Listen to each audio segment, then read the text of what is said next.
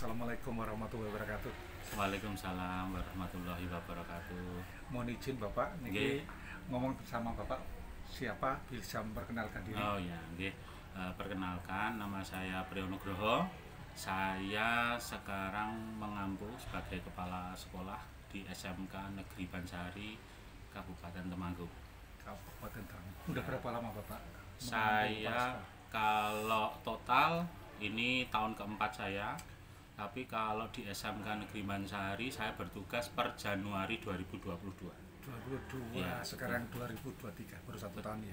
Nggih. 1 tahun, tapi Satu lagi, nggih. iya 1 tahun luar biasa. Jadi panggilannya Pak siapa? Priyo saja. Oh Pak Priyo nih, Nggih. biar singkat. Pak Nggih. Priyo, hari ini kan panjenengan sudah membersamai, saya juga membersamai Nggih. teman-teman calon guru penggerak. Ya, betul. Iya, dalam loka karya yang keberapa nih? 4. 4. Calon guru penggerak angkatan 8 nih. Nggih. Mungkin ada yang bisa dibagi pengalaman menarik dari membersamai teman-teman calon guru penggerakan angkatan 8 yang ke berapa ini, yang keempat ya? Keempat, ya. Silakan Bapak. Nggih, kalau saya pribadi memang loka karya keempat ini saya tunggu-tunggu Pak, karena di sini kan membahas terkait dengan coaching ya. Harapan saya pribadi ketika saya dulu mengikuti pembekalan, saya sudah membayangkan ketika nanti CGP saya itu bisa mempraktekkan coaching dan sebagai coach itu di kelas ketika bisa menggali ide dan lain sebagainya itu pasti kelas akan apa namanya, akan muncullah talenta-talenta dari anak didik kita. Nah, memang bertahap dari awal sampai loka keempat ini, makanya tadi saya memang dengan teman-teman itu kalau bisa saya pertama, karena coaching ini saya punya misi tersendiri untuk teman-teman yang saya bersamai di kelas D tadi. Makanya tadi saya awali dengan sebuah analogi bahwa mungkin bagi banyak guru dan masyarakat bahwa saat ini adalah siswa itu yang butuh guru, kelas itu yang butuh guru, sekolah yang butuh guru lah. Paradigma ini atau pemikiran ini saya kepengen rubah, saya geser bahwa saya balik bahwa analoginya yang benar adalah guru yang membutuhkan siswa, guru yang membutuhkan kelas, dan guru yang membutuhkan sekolah. Karena dengan guru bisa menjadi bagian bahwa guru yang membutuhkan siswa, artinya guru itu bisa membaur dengan siswa, guru dapat memposisikan dan merasakan bagaimana sama halnya seperti siswa. Dan ini adalah menurut saya ini analogi yang pas terkait dengan coaching, di mana coaching itu kan menyetarakan si coach dengan coachingnya itu supaya berdirinya itu sama lah. Ketika kita bisa menyetarakan, maka proses dari pembelajaran itu pasti akan masuk, berdiferensiasinya akan masuk. Karena ketika guru memposisikan dengan siswa atau murid si A, si B, si C, maka perlakuannya akan berbeda dan guru akan memenuhi kebutuhan si A, si B, si C tadi.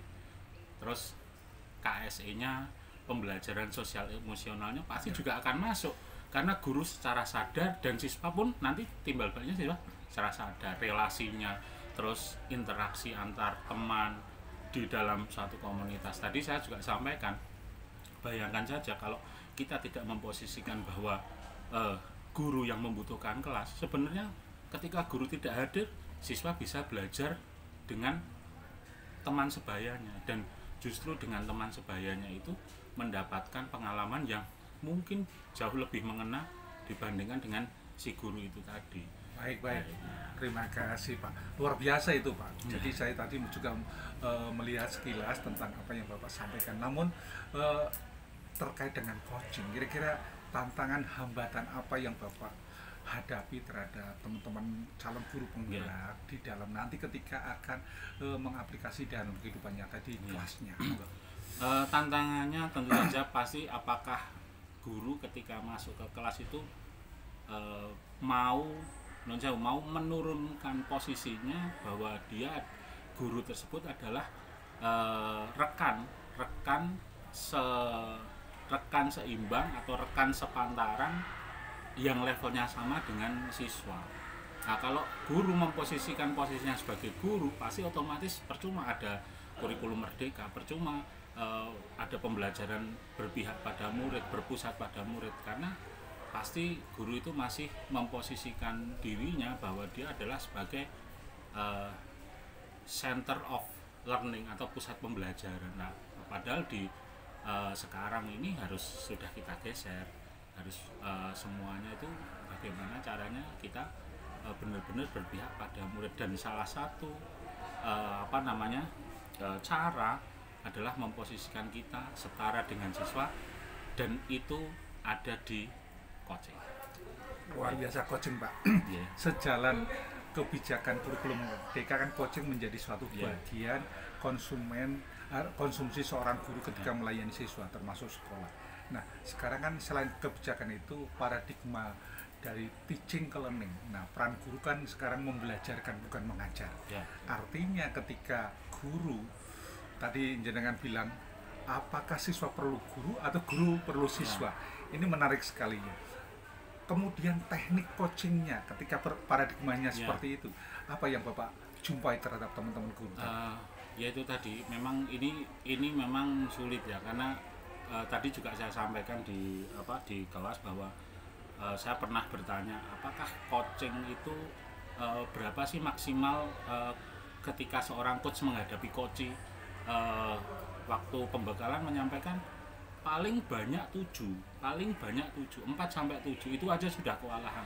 Nah, itu jadi timbul pertanyaan ke diri saya. Bagaimana kalau seorang guru sebagai coach yang coachingnya paling tidak dalam satu kelas itu sekitar 5, mungkin kalau di SD 15, kalau di SMK sampai 30-an, bagaimana? 36 ya, itu bagaimana? Nah, makanya ketika saya sekarang posisinya sebagai kepala sekolah, dan yang saya terapkan di sekolah saya, itu saya sebagai kepala sekolah hanya meminta 3 hal, di mana yang 2 itu ranahnya guru dan yang 1 adalah ranahnya siswa. Saya hanya minta 3 hal. Yang pertama, guru nyaman, kepenak le mulang, siswanya bahagia. Tapi ini harus diposisi seperti timbangan yang beratnya sama. Ketika salah satu berat sebelah, maka proses pembelajaran tidak bisa berjalan dengan baik dengan coaching tadi, karena ketika yang mungkin saat ini yang kita jumpai adalah biasanya gurune penak, gurune nyaman, ning siswane nggak bahagia. Nah, ini hal yang sangat sulit, dan 2 tahun ini alhamdulillah ya mungkin belum sempurna, tapi arahnya sudah ke sana di SMK Negeri Mansari khususnya. Seperti itu, dan CGP saya kebetulan dari SMA SMK, dan mereka saya dalam tanda kutip saya agak racuni dengan rancau. Ya, saya buat ya supaya mereka tidak terpaku dengan style mengajar yang masih mungkin dulu guru saya seperti ini,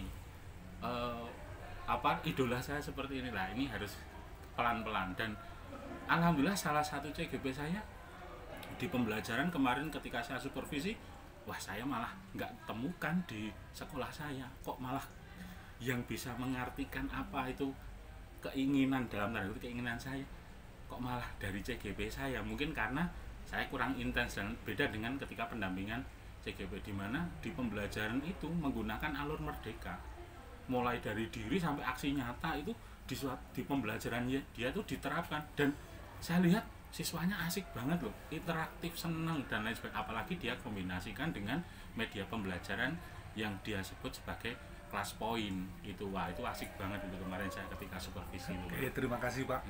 Tadi kan saya belum menyebutkan diri saya Kusmoro, kebetulan membersamai panjenengan kerja dari Balai Besar Guru Penggerak Provinsi Jawa Tengah. Ini bahagia sekali saya mendengar penjelasan panjenengan.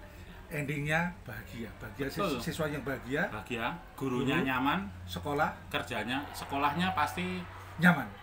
Nyaman Pak. Semuanya nyaman. Orang tua siswa bahagia, percaya dengan sekolahan dan sekolah, dan siswa mau 24 jam di sekolah pasti senang banget karena waktunya pasti efektif, efisien, dan bermanfaat. Ya, dan pemerintah tentu saja programnya terpenuhi Pak, tercapai. Dan saya tidak tahu sih esensi dari kurikulum merdeka itu goalnya apa, tapi saya berusaha mengartikan kurikulum merdeka, ya inilah cara saya mengartikan seperti itu. Jadi kurikulum merdeka menjadi semua nyaman dalam Betul. arti yang positif ya. Betul. Artinya Betul. positif sesuai dengan Sepakat. tuntutan siswanya sendiri, masyarakat, Ya. pemerintah, bahkan yang lebih jauh lagi dunia. Ya.